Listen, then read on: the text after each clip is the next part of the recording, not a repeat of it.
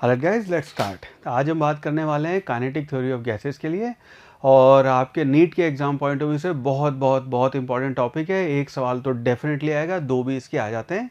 KTG plus thermodynamics मिला के 3 सवाल इजीली आप एक्सपेक्ट कर सकते हैं अपने एग्जाम में। 4 भी आ जाए तो ताज्जुब नहीं होगा। ठीक है, तो बहुत इंपॉर्टेंट चैप्टर है, ध्यान से सुनना। शुरू में ऐसा लगेगा यही चैप्टर हम केटीजी आपका उसमें भी पढ़ते हैं, आपका फिजिक्स में भी और केमिस्ट्री में भी।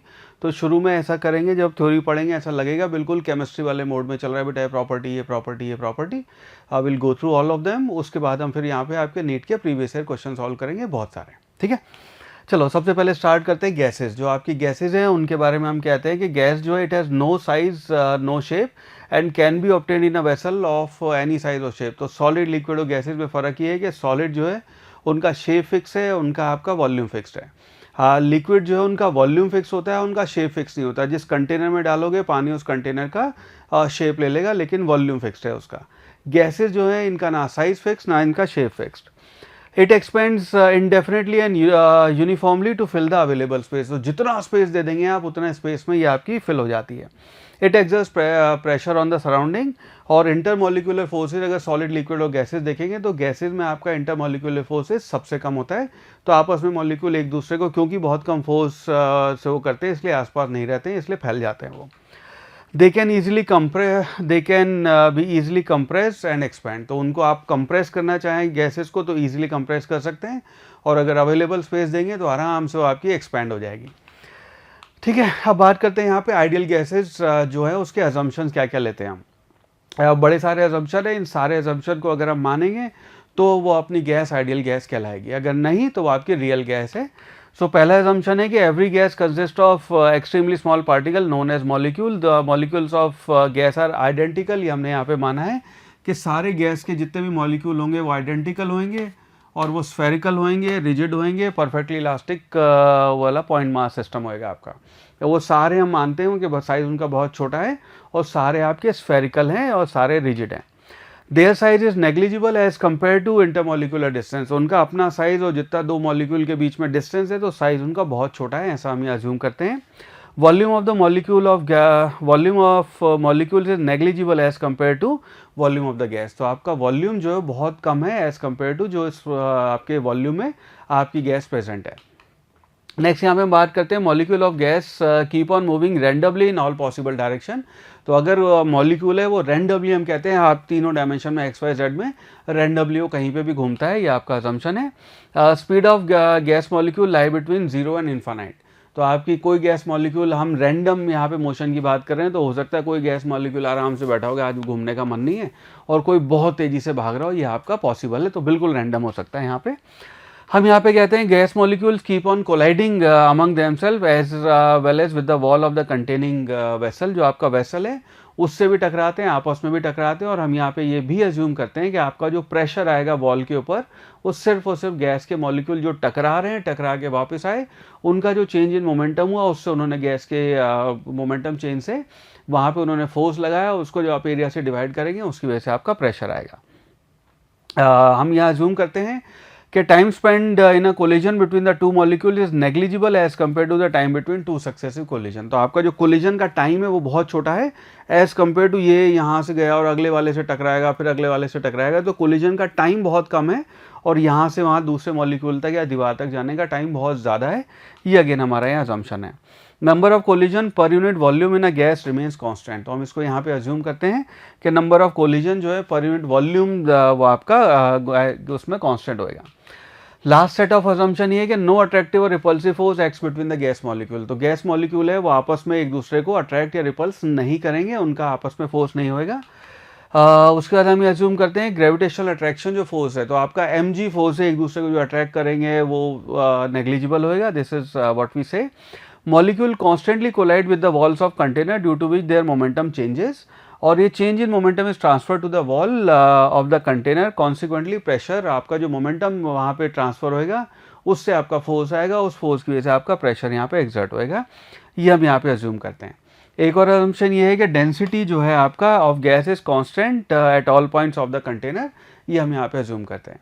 एक और एजम्पशन ये है कि अगर आपने दो आइडियल गैसेज मिक्स कर दी हैं तो वो आपस में रिएक्ट नहीं करेंगे, वो अपना जो भी स्टेट है उनका, जो भी अपना जो भी आप गैस ले रहे हैं वो अपनी एक पर्टिकुलर गैस और दूसरी गैस है वो आपस में रिएक्ट करके कोई तीसरी गैस या चौथी गैस नहीं बनाएंगे। They will maintain their own structural integrity और अपना वो बना के रखेंगे, ये हम यहाँ जूम करते हैं। नाउ यहाँ पे इसके बाद बात करते हैं आपके गैस लॉज की। तो छोटे छोटे गैस लॉज हैं, अलग अलग टाइम पे अलग अलग साइंटिस्ट ने गैस लॉज दिए। तो सबसे पहला गैस लॉ का आपका है बॉयल्स लॉ। बॉयल्स लॉ कहता है for a given mass of an ideal gas at constant temperature volume of the gas is inversely proportional to pressure. तो आपका वॉल्यूम जो है वो आपका प्रेशर के इन्वर्सली प्रोपोर्शनल होगा। इसका मतलब ये है कि ये अगर आपका वॉल्यूम है, आपने एक सर्टेन प्रेशर अपने कंटेनर पे लगाया हुआ है, प्रेशर अगर आप डबल कर देंगे तो वॉल्यूम आधा हो जाएगा। प्रेशर आप 3 गुना 4 गुना कर देंगे तो वॉल्यूम कॉन्सिक्वेंटली उतना आपका चेंज हो जाएगा। इनका अगर पीवी ग्राफ बनाएंगे तो आपका पीवी ग्राफ कुछ ऐसा बनता है कि अगर आप प्रेशर जो है उसको बढ़ाते जाएंगे वॉल्यूम आपका कम होता जाएगा। वॉल्यूम अगर बढ़ेगा प्रेशर कम होएगा, प्रेशर कम होएगा वॉल्यूम बढ़ेगा। तो ये हाइपरबोलिक ग्राफ आता है। यहाँ पे हम कहते हैं आपका P is inversely proportional to 1/v या फिर V is inversely proportional to 1/p। और इसको जब हम इसकी वैल्यू कांस्टेंट आएगी तो इसको हम सवालों में इस्तेमाल कर सकते हैं। Again this is under the assumption कि आपका टेम्परेचर जो है वो कांस्टेंट है, टेम्परेचर में चेंज नहीं हो रहा है। और इसकी वजह से हम इक्वेशन लिख लेते हैं P1V1 is equal to P2V2। ये इक्वेशन हम यहाँ पे यूज़ कर सकते हैं। राइट, नेक्स्ट गैस लॉ है जिसको हम कहते हैं यहाँ पे Charles law. If pressure remains constant, अगर आपका प्रेशर कांस्टेंट है तो उस केस में आपका वॉल्यूम टेम्परेचर के डायरेक्टली प्रोपोर्शनल है। इसका मतलब अगर टेम्परेचर आपने केल्विन में डबल कर दिया तो आपका वॉल्यूम भी डबल हो जाएगा। तो अगर आपने टेम्परेचर 1.52 टाइम्स किया है तो वॉल्यूम भी प्रोपोर्शनलिटी आपका बढ़ जाएगा। ये हम यहाँ पे आपका चार्ल्स लॉ में कहते हैं। वो अगर आपने प्रेशर कांस्टेंट, इसको ध्यान रखना प्रेशर कांस्टेंट है तो आपको वॉल्यूम बढ़ाएंगे टेम्परेचर आपका उस हिसाब से बढ़ जाएगा, या टेम्परेचर बढ़ाएंगे वॉल्यूम बढ़ जाएगा। ठीक है, नेक्स्ट लॉ है जिसको हम कहते हैं यहाँ पे गेल लुसाक लॉ या फिर आपका प्रेशर लॉ। प्रेशर लॉ कहता है कि अगर वॉल्यूम कांस्टेंट है तो आपका जो प्रेशर है और टेम्परेचर है वो दोनों डायरेक्टली प्रोपोर्शनल है। और इसका मतलब ये है, तो आपका इसका मतलब ये है कि P/T का जो रेशो है वो आपका कांस्टेंट होएगा। इसका अगर हम ग्राफ बनाएंगे तो अगर आपका टेम्परेचर बढ़ेगा तो प्रेशर आपका बढ़ता चला जाएगा। इन सिस्टम को समझने के लिए आप ऐसे समझ सकते हैं, कांस्टेंट प्रेशर ऐसा हुआ, समझने के लिए मैं एग्जांपल ले रहा हूँ। कांस्टेंट प्रेशर आपका ऐसा हुआ कि आपने एक भगोना लिया, उस भगोने के ऊपर आपने लिड लगाया, लिड के ऊपर एक पत्थर रख दिया ना। वो पत्थर की वजह से आपका फोर्स कांस्टेंट है और उसकी वजह से आपका जो फोर्स डिवाइड बाय जो आपके लिड का एरिया है वो आपका फिक्स्ड है। तो जब जैसे जैसे आप नीचे गैस ऑन कर रखिए, जैसे जैसे उसका टेम्परेचर बढ़ाएंगे उसका प्रेशर आपका कम होता चला जाएगा। ठीक है, तो ये आपका this is what it means कि जैसे जैसे टेम्परेचर बढ़ेगा गैस आपकी एक्सपैंड होएगी। और ये कांस्टेंट प्रेशर वाला केस होगा। ये वाला आपका ये तो कांस्टेंट प्रेशर वाला केस हो गया। कांस्टेंट वॉल्यूम वाला केस ही होगा। ये वाला केस है वॉल्यूम कांस्टेंट। वॉल्यूम कांस्टेंट को आप समझ सकते हैं जैसे आपका प्रेशर कुकर है। प्रेशर कुकर है, अगर वो वॉल्व नहीं फटता है, उसका कुकर नहीं फटता है, तो आपने उसके अंदर आटा, उसके अंदर चावल या दाल जो भी आप उसमें पकने लगा रहे हैं, तो आपने या पानी उबालने रखा है तो उसको ढक्कन बंद करके आपने टेम्परेचर बढ़ाया। तो जैसे जैसे उसका टेम्परेचर बढ़ेगा आपका वॉल्यूम फिक्स है। इस केस में आपका लिड ऊपर नीचे नहीं जा रहा है। तो वॉल्यूम अगर फिक्स है तो जैसे जैसे आप टेम्परेचर बढ़ाएंगे वैसे वैसे आपका प्रेशर इनसाइड बढ़ता चला जाएगा। This is what this law says. Right, इसी को आगे फर्दर बढ़ाते हैं बात को। यहाँ पे नेक्स्ट गैस लॉ की बात करते हैं which is called Avogadro's law. Avogadro law ये कहता है कि equal volume of all gases under similar condition of temperature and pressure contains equal number of molecules.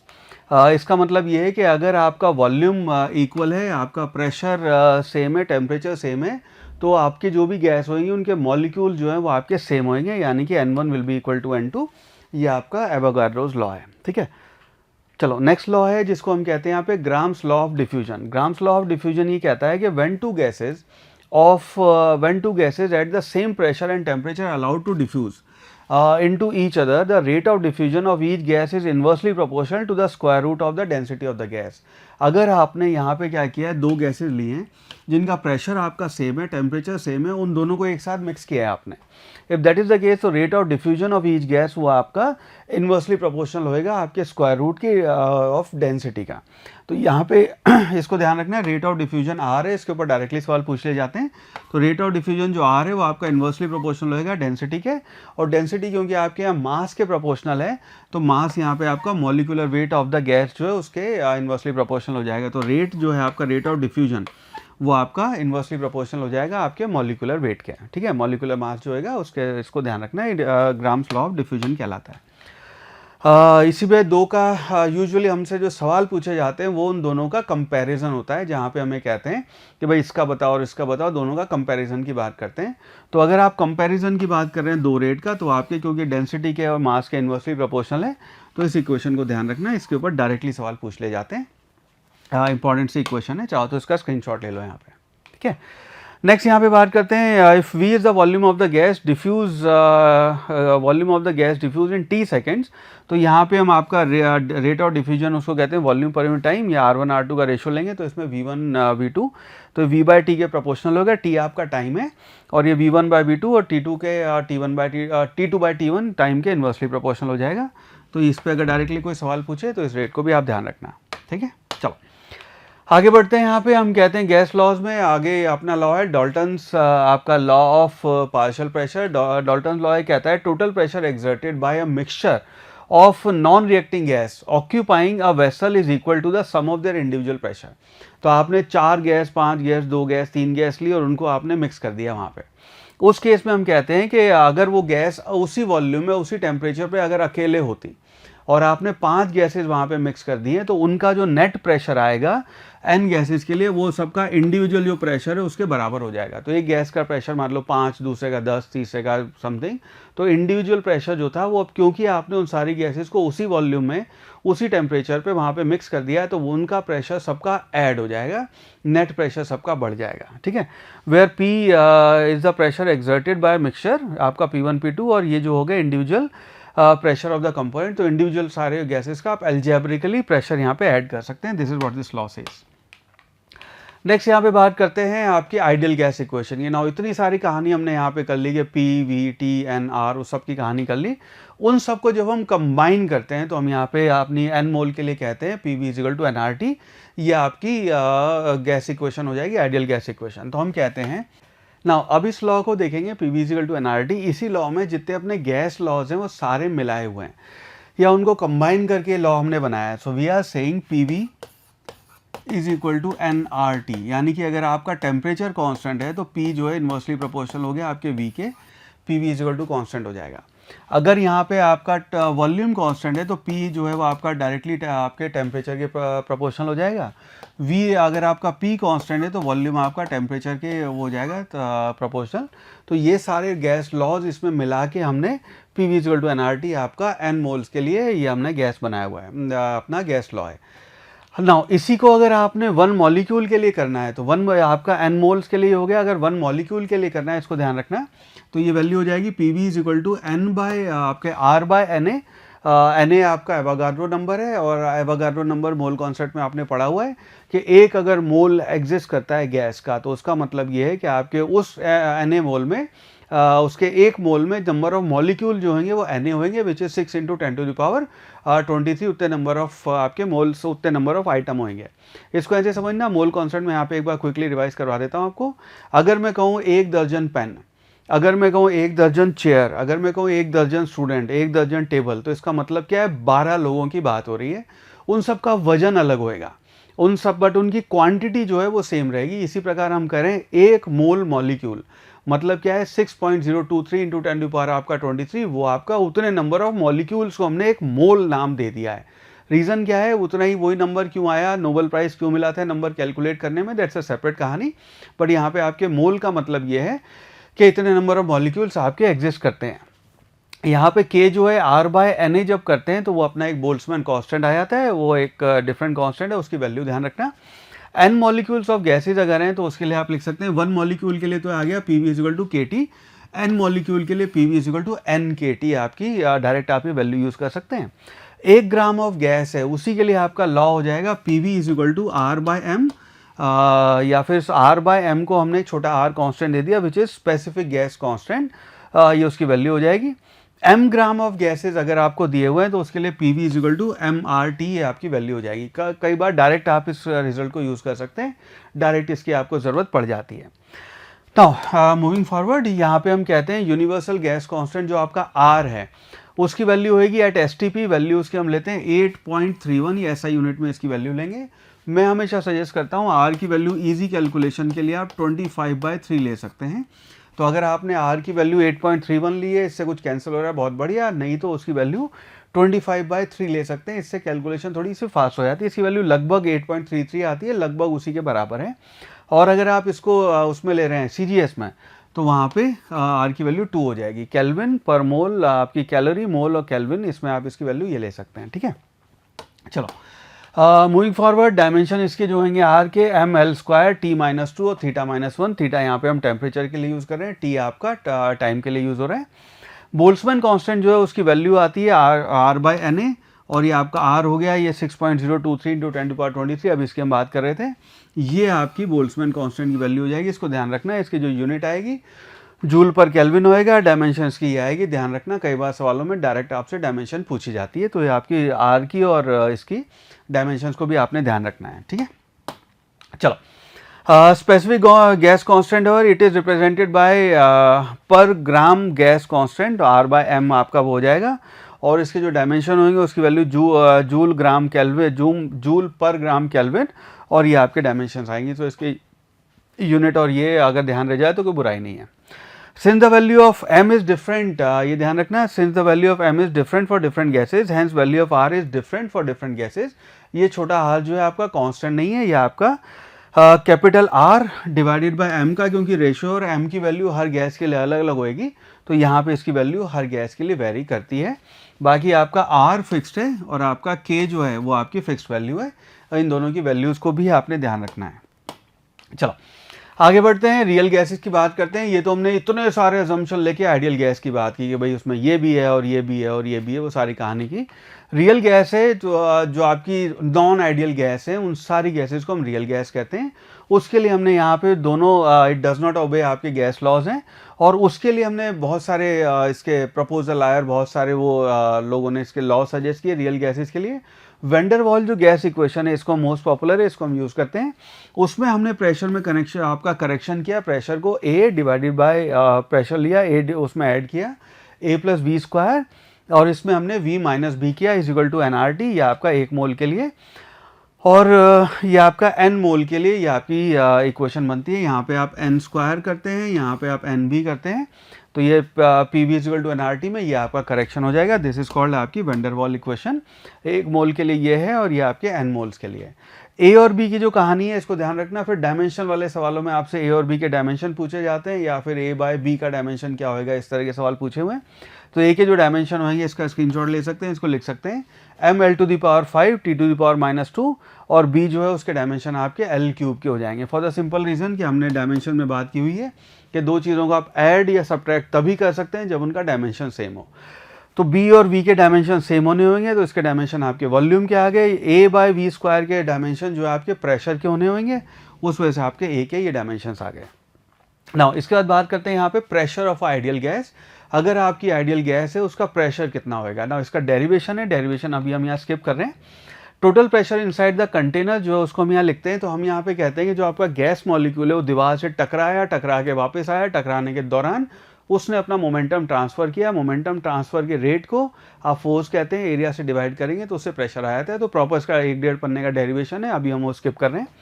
Direct आपको रिजल्ट ध्यान रखना है कि जो प्रेशर है उसको आप लिखते हैं, ये वैल्यू आ जाती है आपकी, ठीक है। यहाँ पे m जो हो गया, n हो गया, v हो गया, v एक नई टर्म यहाँ पे आती है VRMS, ये आपकी रूट मीन स्क्वायर वेलोसिटी है।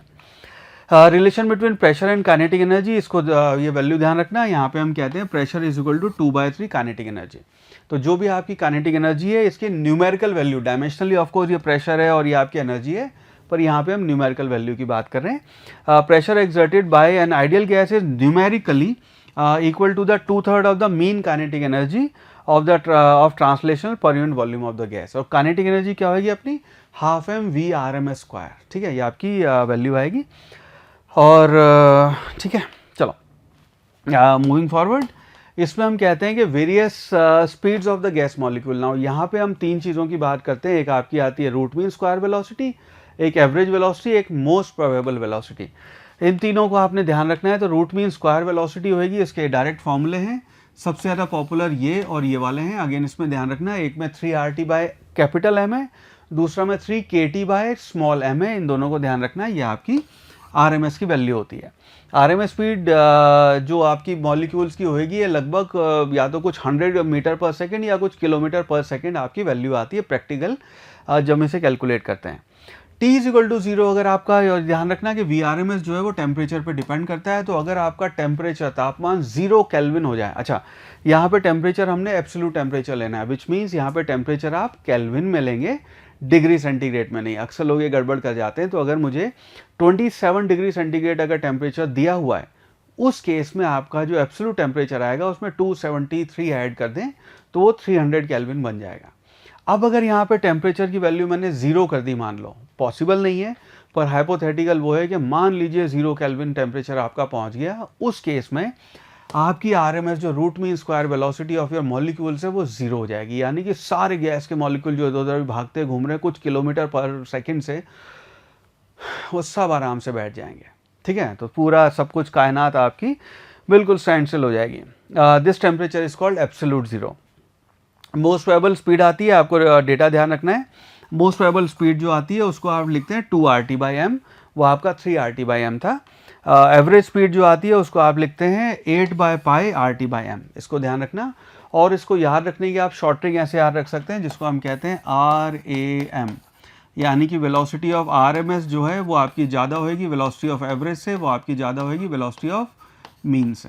ठीक है, तो आपकी एवरेज वेलोसिटी जो है नहीं, मीन नहीं, most probable, sorry, most probable. ठीक है, तो आपकी RMS वैल्यू RAM, इसको ध्यान रख सकते हैं। तो R आपकी वो RMS वेलोसिटी वो ज़्यादा होगी A से, वो ज़्यादा होगी आपकी मोस्ट प्रोबेबल इस वेलोसिटी से। ठीक है, इस चीज़ को ध्यान रखना। और ये फॉर्मूले, अगेन ये पूरा चैप्टर काफ़ी फॉर्मूला हैवी है और छोटे छोटे से फॉर्मूले हैं, प्रॉपर इनके डेरिवेशन है बट अभी स्किप कर रहे हैं, बट फॉर्मूले आपको ध्यान रखने हैं और डायरेक्ट फॉर्मूले पे सवाल बनते हैं इसके ऊपर। नेक्स्ट यहाँ पे आपका mean free path. Mean free path कहते हैं distance travelled by a gas molecule between two successive collision. तो आपका एक कोलिजन यहाँ पे हुआ, इससे टकराया, उसके बाद अगले मॉलिक्यूल से जब टकराएगा उसको हम यहाँ पे लैम्डा से डिनोट करते हैं, which is called your mean free path.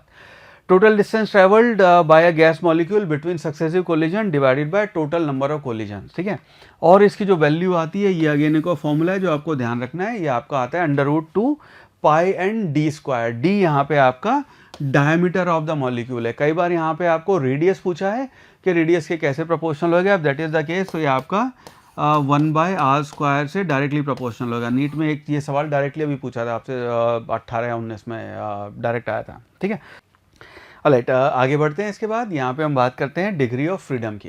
Now degree of freedom, जब भी हम गैस की बात करते हैं तो हम कहते हैं degree of freedom is the total number of independent modes या ways in which a system can possess energy. That is called, आपकी डिग्री ऑफ फ्रीडम कहलाती है कि आप कितनी डिफरेंट तरीके से उसकी काइनेटिक एनर्जी लिख सकते हैं, वो आपका डिग्री ऑफ फ्रीडम कहलाता है। नाउ डिग्री ऑफ फ्रीडम तीन तरह की होती है, एक होगी आपकी ट्रांसलेशनल, एक होगी रोटेशनल, एक होगी आपकी वाइब्रेशनल। ये तीन तरह की आपकी डिग्री ऑफ फ्रीडम हो सकती हैं। अब जब यहाँ पे बात करते हैं मोनोटॉमिक गैस की, तो अगर आपका एक सिंगल मॉलिक्यूल है तो हम वो मोनोटॉमिक गैस आपका x में, y में और z में आपका यहाँ पे मूव कर सकता है। तो उसकी 3 टाइप्स ऑफ आपकी ट्रांसलेशनल काइनेटिक एनर्जी आ गई। रोटेशनल काइनेटिक एनर्जी यहाँ पे हम 0 मानेंगे फॉर द सिंपल रीजन, मैं आपको ये चलो बता ही देता हूँ। यहाँ पे हम लिखते हैं mv(x², ½ mvy², ½ mvz²। ये आपकी तीन तरह की काइनेटिक एनर्जी ट्रांसलेशनल हो गई। नाउ इसी की जब आप रोटेशनल काइनेटिक एनर्जी लिखने लगेंगे तो यहाँ पे हमने इसको माना है सॉलिड स्फीयर। ठीक है, आपका मॉलिक्यूल को हमने सॉलिड स्फीयर माना है, तो उसको आप लिखेंगे ½ I⍵²।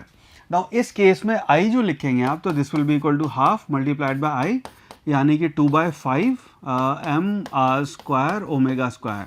नाउ यहाँ पे R को, ये आपका सॉलिड स्फीयर है तो 2/5 mr² आएगा I की वैल्यू। यहाँ पे हमने R को, क्योंकि हमने आइडियल गैस के मॉलिक्यूल्स माना है, R की वैल्यू हमने बहुत छोटी ली है। If that is the case, तो अगर आपका एक सिंगल मोनोटॉमिक गैस है, R बहुत छोटा है, तो इस वजह से आई की वैल्यू 0 हो जाएगी, इसलिए उसकी रोटेशनल काइनेटिक एनर्जी आपकी एक्स वाई जेड डायरेक्शन में जो आएंगी वो 0 होंगी, इसलिए इसकी डिग्री ऑफ फ्रीडम सिर्फ और सिर्फ ट्रांसलेशनल होगी 3। एफ की वैल्यू इसके लिए 3 है, इस चीज़ को ध्यान रखना। नेक्स्ट यहाँ पे बात करते हैं आपके डायटोमिक मॉडल की। डायटोमिक जो गैस है उसकी एक्स वाई जेड में 3 में तो ट्रांसलेशनल एनर्जी आ गई, साथ के साथ अगर मान लो डायटोमिक मॉडल है तो ये अगर आपका ऐसे घूमे या ऐसे घूमे या फिर ये इसको ऐसे देखना है, एक मॉलिक्यूल यहाँ पे और एक मॉलिक्यूल यहाँ पे, ये अपने इस एक्सिस के अबाउट ऐसे ऐसे घूमे तो this is one of the model. ये इस एक्सिस पे घूमे, this is one of the case. और तीसरा वो ऐसे घूमे, वन ऑफ द केस। तो इसमें ये और ये जो है ये सेम काइनेटिक एनर्जी होगी, इस वजह से हम यहाँ पे 2 रोटेशनल लिखते हैं, इसलिए डिग्री ऑफ फ्रीडम इसकी 5 आती है। जो अगर आपका ट्राई एटॉमिक या इसको हम पॉली एटॉमिक बोलते हैं और नॉन लीनियर मॉडल है, उसकी आपकी 3 रोटेशनल और 3 आपकी ट्रांसलेशनल आ जाती है, तो इसकी डिग्री ऑफ फ्रीडम आपकी 6 हो जाएगी, इसको ध्यान रखना। और यहाँ पे अगर हायर टेम्परेचर की बात करें तो molecule will have additional degree आपकी फ्रीडम हो जाएगी ड्यू टू वाइब्रेशनल मोड, और वाइब्रेशनल मोड जो होंगे यहाँ पे वो अपने काइनेटिक वाइब्रेशनल मोड जो होंगे उसमें आपकी काइनेटिक एनर्जी की वजह से और आपकी पोटेंशियल एनर्जी की वजह से 2 मोड आते हैं वाइब्रेशनल के, इसको ध्यान रखना। तो डिग्री ऑफ फ्रीडम जो है आपकी 6 हो सकती है, 7 भी हो सकती है, डिपेंड करता है, यहाँ पे 5 की 7 भी हो सकती है। वो आपका हायर टेम्परेचर की अगर बात कर रहे हैं यहाँ पे, तो अगर आपका टेम्परेचर ऐसा हो गया कि पार्टिकल अब ऐसे ऐसे वाइब्रेट भी कर रहे हैं, तो ये आपका मॉलिक्यूल है और उसमें पहले तो हम बात कर रहे थे सिर्फ ऐसे ऐसे ट्रांसलेट करने की, ऐसे ऐसे और ऐसे ऐसे ट्रांसलेट करने की, अब वो अपनी जगह पे क्योंकि टेम्परेचर हाई हो गया ऐसे ऐसे भी वाइब्रेट कर रहे हैं। उस वाइब्रेट की वजह से आपकी काइनेटिक की वाइब्रेशन और आपकी उसकी इलास्टिक पोटेंशियल एनर्जी जो आ जाएगी उसकी वजह से भी आपकी 2 डिग्री यहाँ पे ऐड हो सकती है, सिचुएशन पे डिपेंड करेगा। ठीक है, तो इसमें थोड़ा सा आपकी किताब में या जो सवाल लिखा हुआ है एग्जाम हॉल में उसकी भाषा पे डिपेंड करेगा। अगर तो उसने टेम्परेचर हाई नहीं बोला है, बट अगर हाई टेम्परेचर बोला है, so we need to add these as well, इनका भी हमें ध्यान रखना होगा। ठीक है, चलो आगे बढ़ते हैं। डेटा इसको ध्यान रखना ना। इसके बाद बात करते हैं आपकी kinetic energy of ideal gases की। एन मोल अगर हैं, डेटा आपको ध्यान रखना है, एन मोल गैसेस हैं, उसकी काइनेटिक एनर्जी आप डायरेक्टली 3/2 nRT लिख सकते हैं, आपकी काइनेटिक एनर्जी हो जाएगी। अगेन यहाँ पे एन मॉलिक्यूल्स हैं तो उसके लिए 3/2 nKT हो जाएगी वैल्यू। ठीक है, m ग्राम अगर दिया हुआ है तो उसके लिए आपकी 3/2 mRT हो जाएगी। अगेन r को ध्यान रखना, छोटा r जो है वो आपका r/m है। ठीक है, तो डायरेक्ट आप r/m भी यूज़ कर सकते हैं, अगर ये r याद ना रहे तो उसको भी आप यूज़ कर सकते हैं, ये आपकी काइनेटिक एनर्जी हो जाएगी। काइनेटिक एनर्जी पर mole of gas depends only on the temperature. अगर यहाँ पे हम बात करेंगे पर मोल के गैस की, तो ये आपकी सिर्फ और सिर्फ जो वेरिएबल है यहाँ पे वो टेम्परेचर है आपका, उस पर डिपेंड करेगी।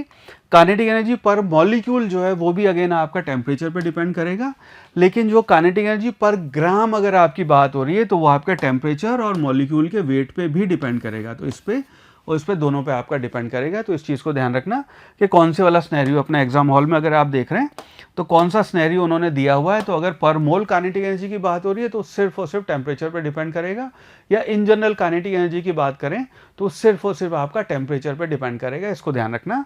लेकिन काइनेटिक एनर्जी पर ग्राम की अगर बात हो जाए तो आपका वो डिपेंड कर जाएगा आपके मास पे एज वेल एज टेम्परेचर पे। Right, higher temperature at higher temperature of the gas more will be the average kinetic energy possessed by the gas molecules. Alright, now law of equipartition of energy ये कहता है अपना, according to this law for any system in thermal equilibrium total energy जो है वो आपकी is distributed among its various degree of freedom। तो हम यहाँ पे law of equipartition में कहते हैं कि भाई एवरेज लॉ है। ठीक है, तो आपकी ये कह रहे हैं कि जो टोटल आपकी काइनेटिक एनर्जी है वो आपकी जितनी डिग्री ऑफ फ्रीडम है उस पर हमें नहीं पता है एक्चुअली, हम लाखों करोड़ों आपकी 10⁸, 10⁻20 इस तरह के मॉलिक्यूल्स हैं, एक मोल के अंदर ही 10⁻23 मॉलिक्यूल्स हैं।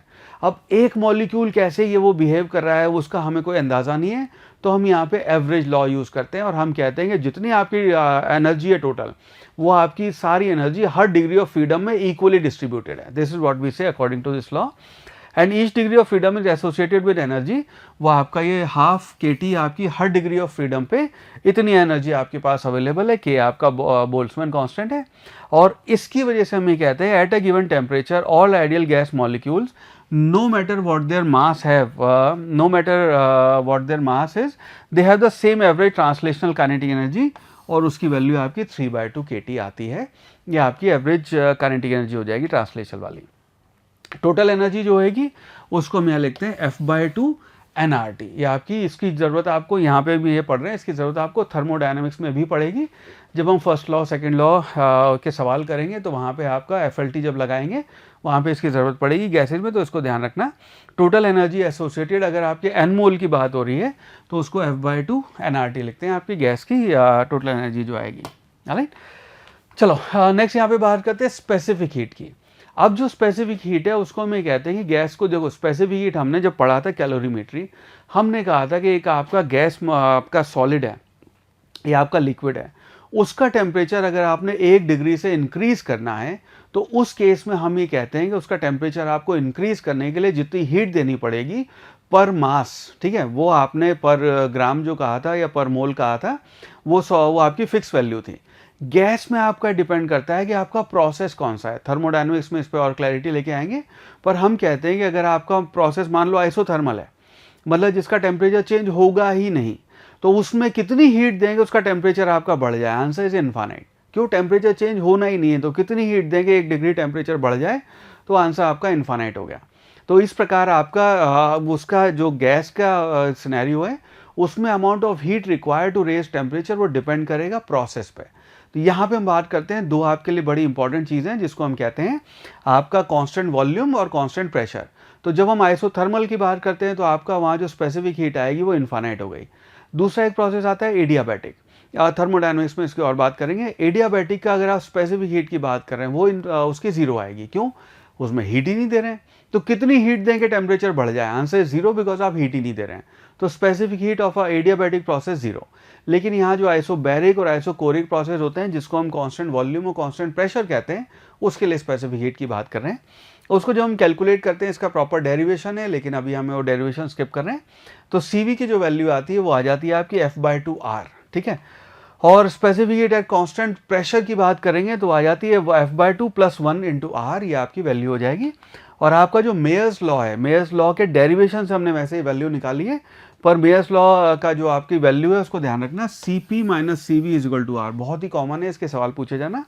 CP - CV की वैल्यू आपकी R के बराबर होती है। R आपका फिर गैस कांस्टेंट हो गया। ये मेयर्स फॉर्मूला कहलाता है। इन्हीं दोनों का अगर आप रेशो लेंगे तो CP/CV का जो रेशो उसको आप गामा कहते हैं।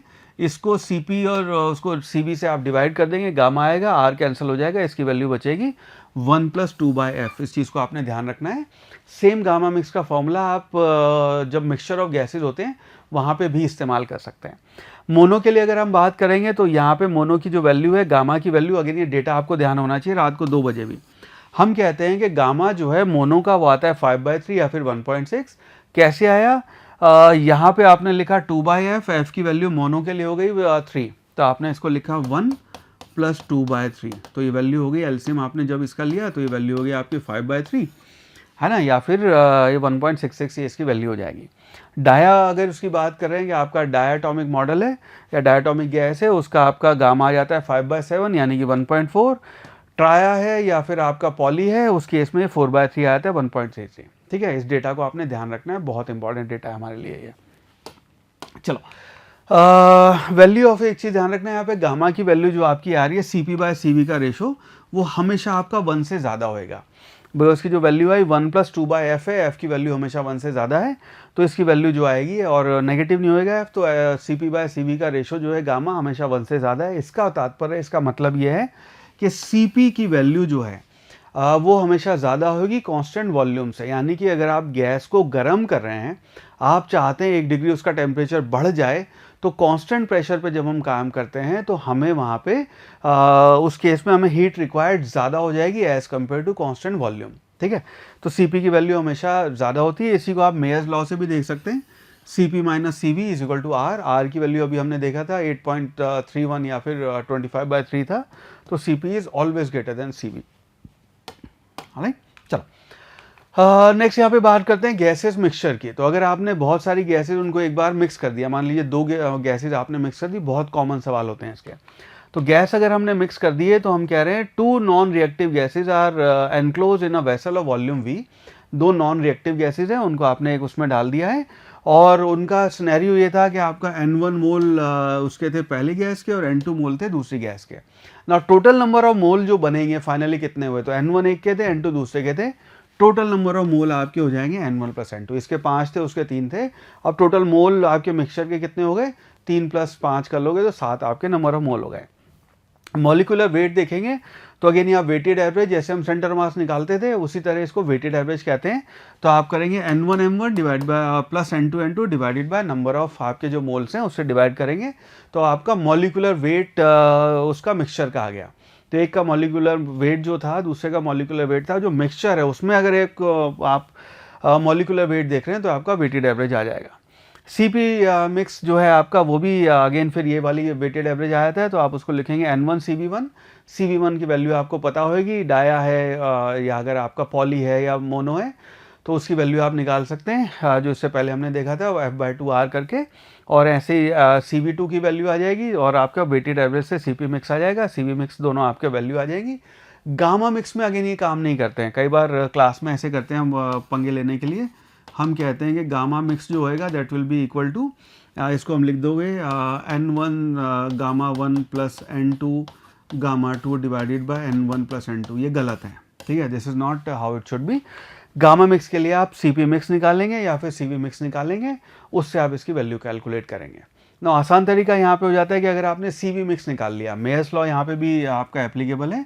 हम कहते हैं CP minus CV is equal to R।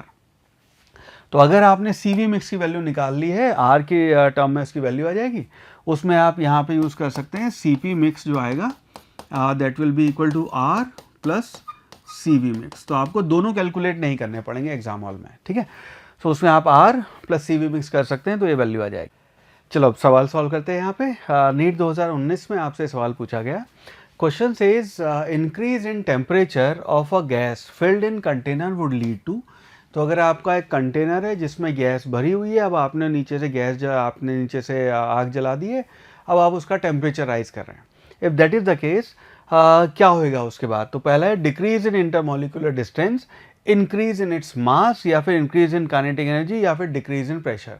तो अगर आपने यहाँ पे टेम्परेचर राइज किया है तो आपकी काइनेटिक एनर्जी जो है गैसेस की वो आपकी इंक्रीज हो जाएगी। अभी हमने देखा था कि काइनेटिक एनर्जी जो है वो टेम्परेचर पर डिपेंड करती है। इंटरमोलिकुलर डिस्टेंस आपका डिक्रीज नहीं होएगा और आपका मास में कोई चेंज नहीं आएगा, डिक्रीज इन प्रेशर भी नहीं होएगा, तो यहाँ पे आपकी काइनेटिक एनर्जी इंक्रीज हो जाएगी। So option C would be the right answer. Next question, ये हमसे 2019 के सेकेंड एग्जाम में पूछा था। तो question says the value of gamma, जो हम कहते हैं CP/CV for hydrogen, helium and another ideal diatomic gas X whose molecules are not rigid but have a additional vibrational mode, उनकी वैल्यूज़ क्या होगी, गामा की वैल्यू हमें बतानी है ना। अगर हाइड्रोजन को देखेंगे, हाइड्रोजन आपकी डायटोमिक है, तो आपका जो H2 है, तो डिग्री ऑफ फ्रीडम से अगर हम देखेंगे तो गामा को आप लिखते हैं 1 + 2/F। तो हाइड्रोजन के केस में अगर आपका H2 है तो उस केस में आपकी गामा जो होगी that will be equal to 1 + आपका 2 डिवाइडेड बाय F। अगर देखेंगे तो डायटोमिक के केस में आपका 5 हो जाएगा, so this will be equal to 7/5। तो आपका 7/5 हो गया। गामा जब हम हीलियम का देखेंगे तो ये आएगा 1 + 2/3, बिकॉज हीलियम आपकी मोनोटॉमिक है, उसकी डिग्री ऑफ फ्रीडम आपकी 3 होगी, so this will be equal to 5/3। Now gamma जो अगर आपकी एक्स गैस है, तो यहाँ पे हम कह रहे हैं कि गामा जो है वो उसके लिए जो आएगा डिग्री ऑफ फ्रीडम, आप एक्स की बात करेंगे तो है तो डायटोमिक, तो डायटोमिक है तो यानी कि 5 होगी उसकी डिग्री ऑफ फ्रीडम, लेकिन यहाँ पे उसके पास एडिशनल वाइब्रेशन मोड है। एडिशनल वाइब्रेशन मोड की वजह से उसकी डिग्री ऑफ फ्रीडम काइनेटिक और पोटेंशियल दोनों ऐड हो जाएंगी। तो इसका मतलब आप लिखेंगे 1 + 2 उस केस में 5 + 2 यानी कि 7 हो जाएगा, so this will be equal to 9/7। बस ये ऑप्शन देख लेते हैं, तो 5/7, 5/3 और 9/7, so option A this would be the right answer, ये आपका करेक्ट चॉइस हो जाएगी। नेक्स्ट क्वेश्चन, 2018 में आपसे नीट के एग्जाम में सवाल पूछा गया, थोड़ा सा कैलकुलेटिव सवाल है। Question says at what temperature will the RMS speed of oxygen molecules become just sufficient to escape from earth atmosphere. और हमें यहाँ पे मास ऑफ ऑक्सीजन दिया हुआ है और बोल्ट्जमैन कांस्टेंट की वैल्यू दी हुई है, तो आपकी RMS स्पीड क्या हो जाए कि आपका जो ऑक्सीजन का वो मॉलिक्यूल है वो अर्थ का एटमॉस्फेयर छोड़ के भाग जाएगा। ना ये बात अपने को पता है, एस्केप वेलोसिटी जो है उसको हम लिखते हैं, एस्केप वेलोसिटी इसकी वैल्यू आएगी 3 kT बाय एम। नाउ दोनों तरफ स्क्वायर कर दें तो इसकी वैल्यू हो जाएगी आपका टेम्परेचर जो है, स्क्वायर करके मैं एम को इधर ला रहा हूँ, so this will be equal to m multiplied by v escape का स्क्वायर डिवाइडेड बाय 3 के। बस यहाँ पे आपको डेटा डाल के कैलकुलेट करना है, कैलकुलेशंस की थोड़ी सी लंबी होगी। एस्केप वेलोसिटी हमें पता है, जब हम ग्रेविटेशन में पढ़ा हुआ है कि अर्थ के प्लैनेट से जब हम एस्केप करना चाहें तो अपने को स्पीड जो चाहिए वो 11.2 इंटू 10⁻³ मीटर पर सेकेंड या 11.2 किलोमीटर पर सेकेंड, इतनी स्पीड आपको चाहिए। ना ये डेटा अगर आप यहाँ रख देंगे तो टेम्परेचर की वैल्यू आ जाएगी। Temperature will be equal to mass, mass अपने को दिया हुआ है 2.76 multiplied by 10⁻⁻26 multiplied by v square यानी कि 11.2 का स्क्वायर मल्टीप्लाइड बाय 10⁻⁶, 10⁻³ का मैंने स्क्वायर कर दिया direct, divided by 3 multiplied by के की वैल्यू दी हुई है 2.76 मल्टीप्लाइड बाय 10⁻⁻23। ना इसको अब आपको कैलकुलेट करना होगा, और जब आप इसको कैलकुलेट करेंगे तो आपका जो टेम्परेचर है उसकी वैल्यू आ जाती है 8.36 मल्टीप्लाइड बाय 10⁴ केल्विन, ये आपकी वैल्यू आ जाएगी। हेंस आपका option B would be the right answer. ठीक है, मैंने अपना टाइम बचा लिया कैलकुलेट करने का इसका, पर ये कैलकुलेशन आपको एग्जाम हॉल में करनी पड़ेगी, तो ये आपकी फाइनल वैल्यू आ जाएगी। Alright, next question. 2017 में आपसे नीट के एग्जाम में सवाल पूछा गया। Question says a gas mixture consist of 2 moles of oxygen and 4 moles of argon. तो ऑक्सीजन हमें पता है आपकी डायटोमिक होती है, उसके अपने को 2 मोल्स दिए हुए हैं, और 4 मोल्स हैं आपके आर्गन की। आर्गन जो आपकी गैस है ये हमें पता है आपकी मोनो वो होगी at temperature T. Neglecting all the vibrational mode, vibrational mode हम यहाँ पे सारे इग्नोर कर सकते हैं, हमें बताना है total internal energy of the system क्या होगी, और आंसर हमें देना है RT की टर्म में। ना सिंपल सवाल है, ये बात हमें पता है किसी भी गैस की इंटरनल एनर्जी उसको आप लिखते हैं हाफ FnR T आपकी उसकी एनर्जी होती है। ठीक है, तो यहाँ पे जब टोटल एनर्जी लिख रहे हैं हम तो उसकी दोनों गैस के जो मिक्स करके एनर्जी लिख रहे हैं that will be equal to half F1N1 RT plus half आप लिखेंगे F2N2 RT। ठीक है, बस डेटा डाल देंगे यहाँ पे। तो ऑक्सीजन के लिए जब हम लिखेंगे तो हाफ ऑक्सीजन जो है वो आपका डायटोमिक है, उसकी डिग्री ऑफ फ्रीडम हो जाएगी आपकी 5 मल्टीप्लाइड बाय N1 वो दिया हुआ अपने को 2 मल्टीप्लाइड बाय RT प्लस इसको आप लिखेंगे हाफ। आर्गन जो है उसका डिग्री ऑफ फ्रीडम क्योंकि आपका मोनोटॉमिक है, डिग्री ऑफ फ्रीडम हो जाएगी आपकी 3 multiplied by number of moles उसके 4 दिए हुए हैं RT। ना इसको जब हम कैलकुलेट करेंगे फाइनल तो U जो है इंटरनल एनर्जी वो आ जाएगी, यहाँ से 2 कैंसिल हो जाएगा, ये बचा आपका 5 RT प्लस यहाँ से 2 कैंसिल हो गया 2 बचेगा 6, ये हो गया 6 RT। तो फाइनल आपकी U की जो वैल्यू है वो आ गई आपकी 11 RT। So this will be our final answer. So based on this हम कह सकते हैं कि option C this would be the correct choice. Alright, next question. 2016 में आपसे नीट के एग्जाम में सवाल पूछा गया। Question says given a sample of an ideal gas occupies a volume V at pressure P and absolute temperature T। तो आपको यहाँ स्टेट वेरिएबल जो दिए हुए PVT दिया हुआ है, उसका प्रेशर P है, वॉल्यूम V है, टेम्परेचर T है। The mass of each molecule हमें दिया हुआ है, ईच मॉलिक्यूल का मास आपका m है। सवाल है which of the following gives the density of the gas. तो हमें बताना है इन 4 एक्सप्रेशन जो आपके दे रखे P, V और T के टर्म में, इनमें से आपका कौन सा डेंसिटी को रिप्रेजेंट करता है। नाउ ये जो अपने को यहाँ पे सिनेरियो दिया हुआ है इसको ऐसे देखना, डेंसिटी हमें पता है, डेंसिटी को हम लिखते हैं total mass divided by volume, ये आपकी डेंसिटी कहलाती है। ठीक है, अब यहाँ पे कुछ हमें थोड़ा सा मैनिपुलेशन करना पड़ेगा, तो हम यहाँ लिखते हैं PV is equal to NRT, यानी कि वॉल्यूम जो है उसको आप लिख सकते हैं this will be equal to NRT divided by P, ये आपकी इसकी वैल्यू हो जाएगी। नाउ N जो है यहाँ पे N आपका होता है नंबर ऑफ मोल्स। तो इसको एक काम करते हैं, यहाँ पे लिखो टोटल मास जो आएगा, टोटल मास आपका हो गया जितने नंबर ऑफ के मॉलिक्यूल्स हैं, या जो भी आपका इसको ऐसे देखो नंबर ऑफ मॉलिक्यूल जो हो गए, हर एक मोल जितने भी आपके मोल्स हैं उन सब का टोटल मास जो आएगा वो तो टोटल मास आ गया, सारे मॉलिक्यूल्स का मिला के वॉल्यूम से आपने उसको डिवाइड करना है। तो इसको आप लिख सकते हैं, इसको मैं कह देता हूँ टोटल मास हम ऐसे लिख रहे हैं पहले, और डिवाइडेड बाय वॉल्यूम, वॉल्यूम हो गया आपका NRT और ऊपर P चला गया, ये आपकी वैल्यू आ गई डेंसिटी की। नाउ इस केस में जो टोटल मास है आपका, तो अगर आपके यहाँ पे N मोल्स हैं तो डेंसिटी हो गई, टोटल मास होएगा आपके N मोल्स मल्टीप्लाइड बाय जो आपका मोलर मास है, सॉरी जो आपका इंडिविजुअल मॉलिक्यूल का मास है, तो हर ये तो इतने नंबर ऑफ मोल्स हो गए, मल्टीप्लाइड बाय इसको आप N करेंगे तो ये आपके उसका मास आ गया, मल्टीप्लाइड बाय इंडिविजुअल मास करेंगे तो ये आपका टोटल मास आ जाएगा multiplied by P divided by nRT, ये आपकी डेंसिटी हो जाएगी। Now n will get cancel, और ये जो आपका फैक्टर है n बाई आर, इसको हम बोल्ट्जमैन कांस्टेंट k लिखते हैं। सो r बाय n आपका k होता है, तो आपकी जो डेंसिटी है वो हो गई, n कैंसिल हो गया, ये बचा आपका mp divided by n cancel हो चुका है, नीचे बचा kt, ये आपकी डेंसिटी की वैल्यू हो जाएगी। सो बेस्ड ऑन दिस हम कह सकते हैं mp by kt, option number B, this would be the right answer. ठीक है, तो इस तरह के कई बार मैनिपुलेशन के सवाल आ जाते हैं, इन चीज़ को भी ध्यान रखना। ऑलराइट, नेक्स्ट क्वेश्चन 2016 में आपसे नीट के एग्जाम में पूछा गया। Question says the molecules of a given mass of a gas have RMS velocity of 200 metre पर second at 27 degree centigrade. RMS value अपने को दी हुई है 27 डिग्री पे, और इतना प्रेशर अपने को दिया हुआ है। When the temperature and pressure of the gas are respectively, अब हमने टेम्परेचर और प्रेशर दोनों चेंज किया। टेम्परेचर आपका हो गया 127 डिग्री सेंटीग्रेड और प्रेशर आपका इतना हो गया, हमें बताना है आरएमएस की वैल्यू क्या होगी। नाउ इंटरेस्टिंग सवाल है, यहाँ पे अपने को फालतू डेटा दिया हुआ है। ये बात अपने को पता है, जब हम वी आरएमएस की बात करते हैं तो वो आपकी directly this is equal to या प्रोपोर्शनल टू आपका टेम्परेचर के प्रोपोर्शनल होती है, 3 kT/m लिखेंगे आप। और यहाँ पे क्योंकि m में चेंज नहीं है, k आपका कांस्टेंट है, तो ये डायरेक्टली आपके टेम्परेचर के ही प्रोपोर्शनल होगी एब्सोल्यूट टेम्परेचर के। प्रेशर से यहाँ पे कोई अपने को लेना देना है नहीं। 127 की जब हम बात कर रहे हैं तो यहाँ हम लिखेंगे velocity at 127 divided by velocity at 27 will be equal to under root of, क्योंकि ये डायरेक्टली प्रोपोर्शनल है तो इसको आप लिखेंगे 127 प्लस 273 डिवाइडेड बाय 27 प्लस 273। इसको टेम्परेचर को आप यहाँ केल्विन में कन्वर्ट करेंगे, यानी कि velocity at 127 will be equal to 27 को ले जाते हैं, so this will be equal to, ये आएगा आपका अंडर रूट में 400 डिवाइडेड बाय ये बना आपका 300 मल्टीप्लाइड बाय वी एट 27 जो है उसकी वैल्यू अपने को दी हुई है 200।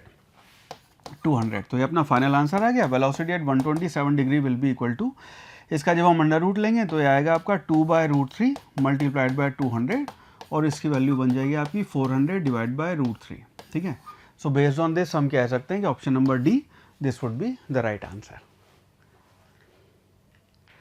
नेक्स्ट क्वेश्चन 2014 में हमसे सवाल पूछा गया। Question says the mean free path of molecules of a gas, radius r दिया हुआ है, is inversely proportional to, direct आपके फॉर्मूले के ऊपर सवाल है। सो हमें पता है कि लैम्डा की जो वैल्यू है उसको हम लिखते हैं √2 पाई n/d²। ठीक है, d आपका डायमीटर है और यही आपका रेडियस हो जाएगा, यानी कि lambda is proportional to 1/r², which means आपका is inversely proportional to 1/r²। This will be the right answer, option B is the correct choice. I hope ये चीज़ आपको समझ में आई, and I wish you all the best. इस chapter के फॉर्मूले ध्यान रखना, एक सवाल इसका पक्का आ रहा है, कई बार तो डायरेक्ट ऐसे फॉर्मूले वाले सवाल आ जाते हैं, कभी कभी कैलकुलेशन थोड़ी सी करनी पड़ जाएगी, तो उसकी भी प्रैक्टिस करके रखना। ठीक है, अदरवाइज चैप्टर बहुत आसान है। आई wish you all the best.